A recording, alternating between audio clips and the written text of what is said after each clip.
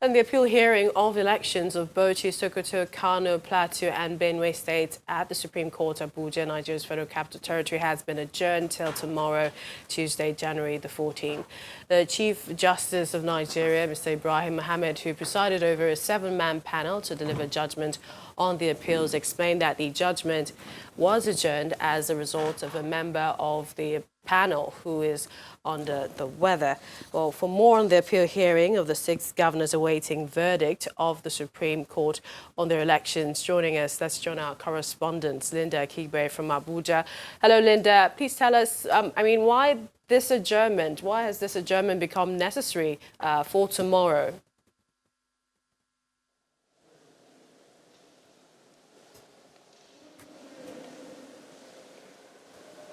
Okay. Thank you, Millicent. So we are here at the Supreme Court where the hearing on the appeals from the governorship elections in Imo, Bauchi, Sokoto, Kano, Plateau and Benue states have been adjourned, like you said, till tomorrow, Tuesday, January 14. And this is because a member of the Sun panel has taken ill.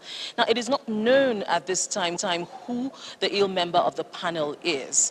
Now, if that member is still unable to sit tomorrow, the panel will have to be reconstituted. And we do not know what the timeline will be for reconstituting a Supreme Court panel.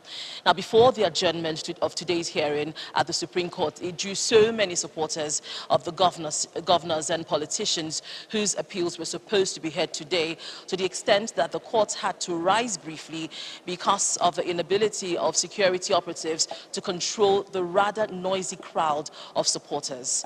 Now, meanwhile, Mr. Mike Ozekome, the counsel to Mr. Jeremiah Hussaini, an appellant challenging the election of Governor Simon Lalong of Plateau State, is expressing worry that the justices of the Supreme Court are overburdened, and he believes that there is a need to constitute multiple panels to determine election appeals.